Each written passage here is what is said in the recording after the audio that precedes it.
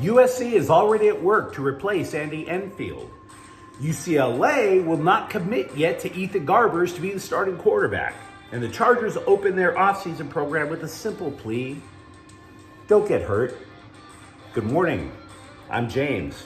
This is your daily dose of sports and snark for the greatest sports city in the world, Los Angeles. This is the faithful Angelenos Morning Report. It is April 3rd, 2024. If you like being in the know about LA sports, click and clack the like button. Click and clack the subscribe button. There's a notification bell. Hit that. It'll let you know we drop new content. Sharing is caring. Let people know we exist. And by all means, comment. You know this. I do try to answer everybody. Now, before we go through the news and notes, a look at the scoreboard. Mookie Betts hit his major league leading 5th home run, and the Dodgers took out Slime Francisco 5-4. Meanwhile, D'Angelo Russell scored 25 points. LeBron James added 23. Lakers beat down Toronto 128-111. Sacramento, though, might have the Clippers' number. It's true that Kawhi Leonard missed the game with a sore knee, but a 109-95 victory ain't nothing to sneeze at. Meanwhile, today, Scum Francisco, hopefully to get swept tonight by the Dodgers at 7. Tyler Glasnow is pitching for LA. He's 1-0 with a 2.45 ERA. Kyle Harrison, 1-0 with an ERA of 3 for the Gents. I should say the Lakers are at Washington at 4. If the Lakers win, by the way, they go 5-1 on this road trip. And Seattle's at the Kings at 6:30. The Kings have 8 games left to maintain a tenuous grip on a playoff spot. But what do you say we get to the news? Arkansas coach Eric Musselman. Love the name, haven't seen him flex. He will reportedly interview with USC today about its vacant coaching job. This is according to the website We Are SC. He has coached the Razorbacks to 3 appearances in the Sweet 16, twice in the Elite 8. He's also a former NBA coach with Golden State and Sacramento. If that story is true, even if he doesn't take the job, credit USC Athletic Director Jen Cohen for not procrastinating. If you remember, the rumors about Andy Enfield leaving USC started to surface about a week ago. And it would not surprise me that Cohen was like, okay, we're going to be prudent. Let's get a list together, and started working it. It would not surprise me that you will see other names interview quickly, because again, she did not procrastinate. And I like people who don't procrastinate. It makes sure that the problems that you have in life remain minimal. To be honest, though, I got to be frank. I would say that the Arkansas coaching gig has way more cred in college basketball than USC's ever had.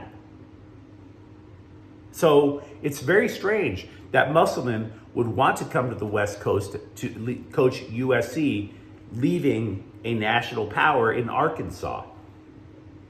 It is true that Musselman is a West Coast guy. We mentioned the 2 NBA gigs. He's also coached at colleges in the West Coast. But at some point, tradition and prestige should matter, right? It does to most coaches. Absolutely to most coaches. You have to wonder if the situation in Arkansas became toxic for Musselman. I have been answering messages, meanwhile, from viewers about who could take over the Trojans program. That, however, is not necessarily as big to me as the question is to scribes about across the country. What I mean by that is, I don't know. Let's say you live in Des Moines, Iowa, right? You have a couple of, let's say your local college is Division I, that is respected. It's a mid-major. They're really plucky. They always seem to be getting to the NCAA tournament despite nobody really wanting to go to that school. If that's the case, your coach is always going to be a target. Consider this. Andy Enfield was just such a guy at Florida Gulf Coast.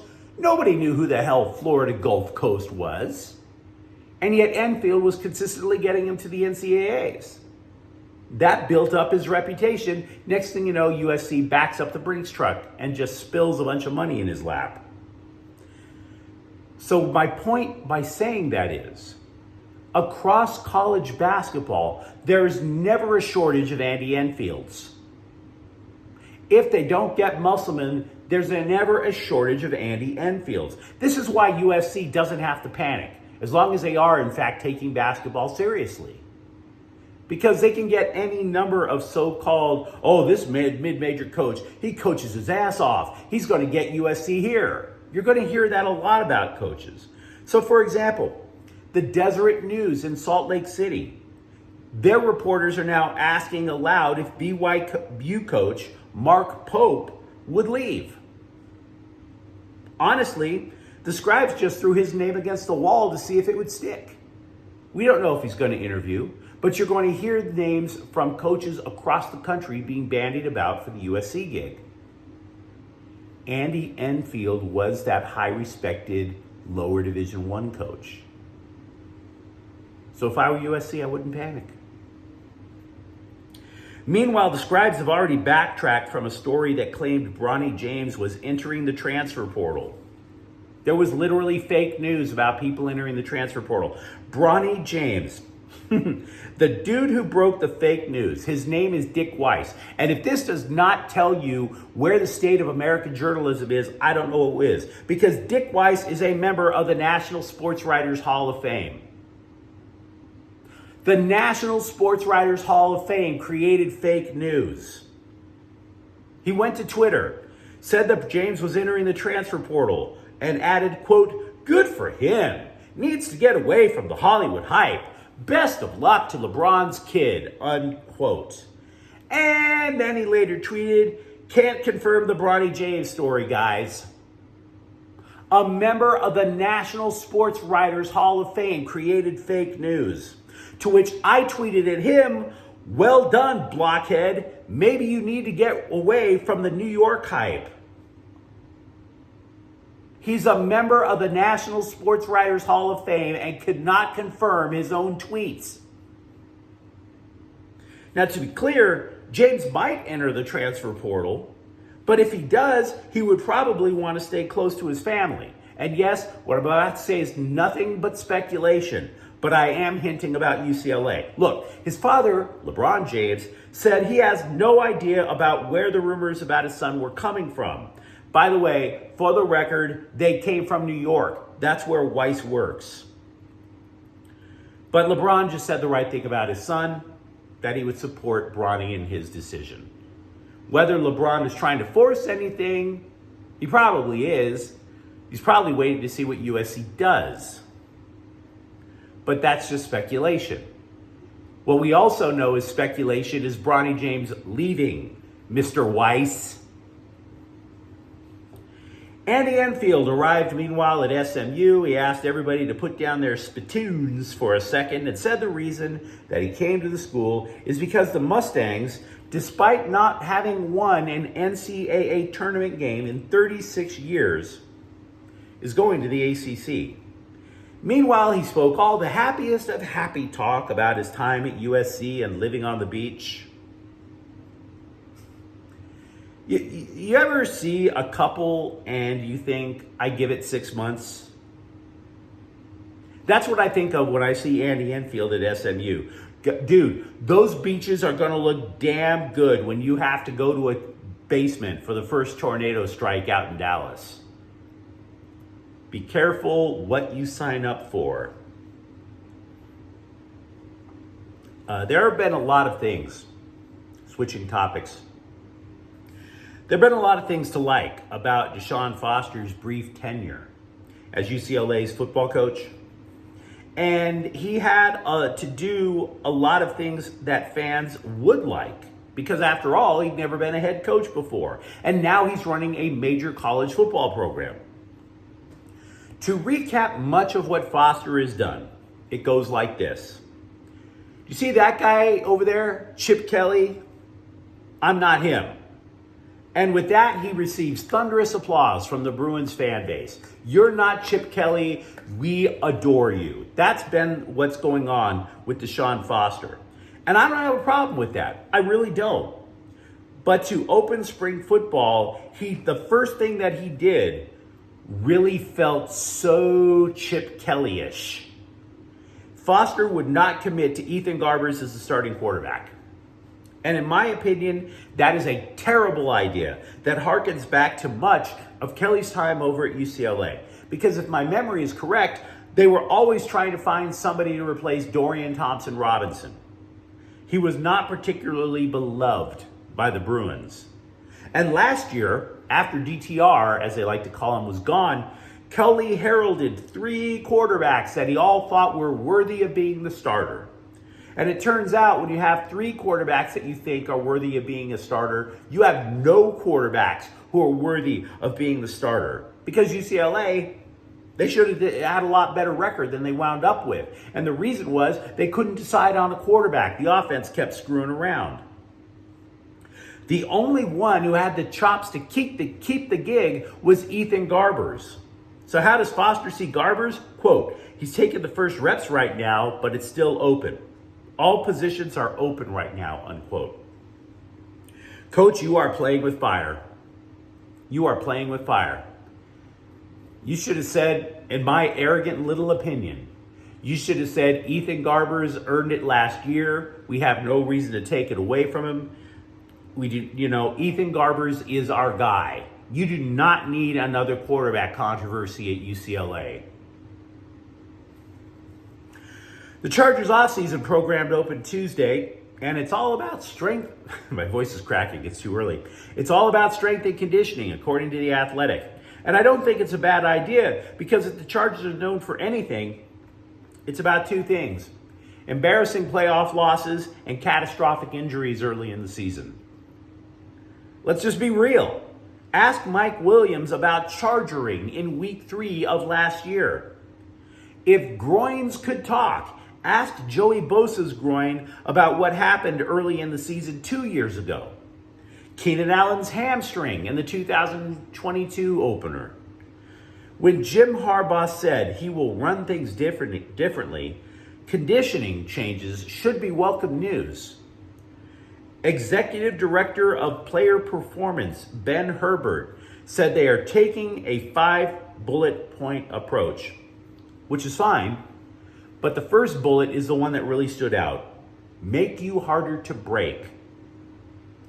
Like they're about to climb into the ring with Ivan Drago or something. Now, once you get behind the bravado of that statement about what it means to be harder to break, it actually makes sense. They have identified 9 parts of the body specifically vulnerable to injury: the head, both shoulders, both hips, both hamstrings, and both ankles. The idea is if you could make them more stronger, more resistant to injury, the less likely they miss time. Now, of course, you're playing at SoFi Stadium, so it might be wise to add both knees, but I digress. Do you remember how Austin Eckler thought he was an elite back? How he was the Julio Cesar Chavez of running backs, trying to lead the proletariat in a revolution against the bourgeoisie?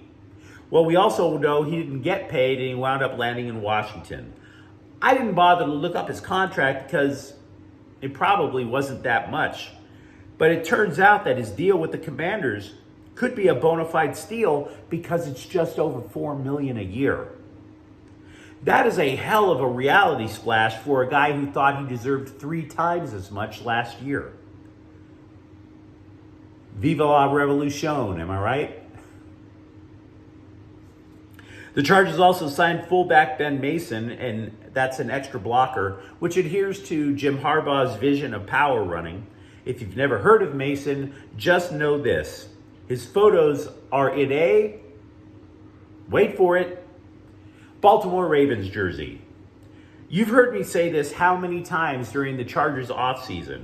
Oh, he's somebody familiar with the offense from Greg Roman, and he's a Raven, just like former Ravens official Joe Ortiz, the Chargers GM. It's the same thing. If you wore a Ravens jersey, you probably have a gig waiting for you in powder blue. The Rams sent out their money guy to chat up the offseason approach so far. They said, how do we get better under the cap? What do we do to combat this, that, or the other under the cap? And they said their primary concern in the offseason was to keep guard Kevin Dotson. As a contingency plan, they overlooked the landscape. They saw Jonah Jackson, and then they go, okay, maybe we'll have him, Jackson. Then we signed Coleman Shelton at center. But when they extended Kevin Dotson, the entire plan changed. The idea was, wait a second, Steve Avila has a rookie contract and we know he plays center. Why should we pay through the nose to keep Coleman Shelton? If we have already kept Kevin Dotson, why not get Jackson, move Steve Avila to center, and now we have a bigger, stronger offensive line for a little bit cheaper?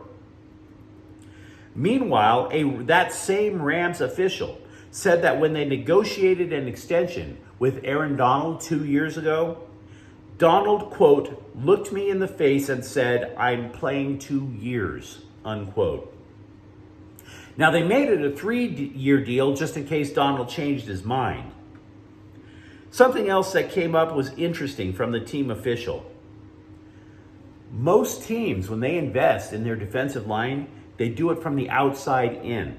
In other words, rush ends before defensive tackles. Donald, being the unicorn that he is, meant that the Rams were paying from the inside out. This point underlies how the Rams simply couldn't throw money at a tackle in the hopes of getting Aaron Donald's production. They'd have been throwing money away. Stop me if you've heard this before. USC football has just landed a defensive recruit for the class of 2025. Quarterback Treston Castro is considered a 3-star level recruit from Upland. He is the 8th commitment to the class, the 2nd defensive back, considered the 31st best prospect in California. And Rajon Rondo has retired. He's played 16 seasons, including a couple with the Lakers, one with the Clippers. He may be best known for his time in Boston. He did earn a ring, though, with the Lakers. The only thing I really remember about him, he's just a weird-looking dude. Which isn't pleasant, but I'm a weird-looking dude. But you let me know what you think in the comments thread. Talk to me about USC already at work to replace Andy Enfield. Do you think Ethan Garbers should have been named starting quarterback from jump over at UCLA? And if you enjoyed the content, don't forget to subscribe to Faithful Angelenos. We're talking LA sports every single day here. Thank you for watching. I'm James. We'll be back tomorrow. Faithful Angelenos is a Corte El Queso production. Take care.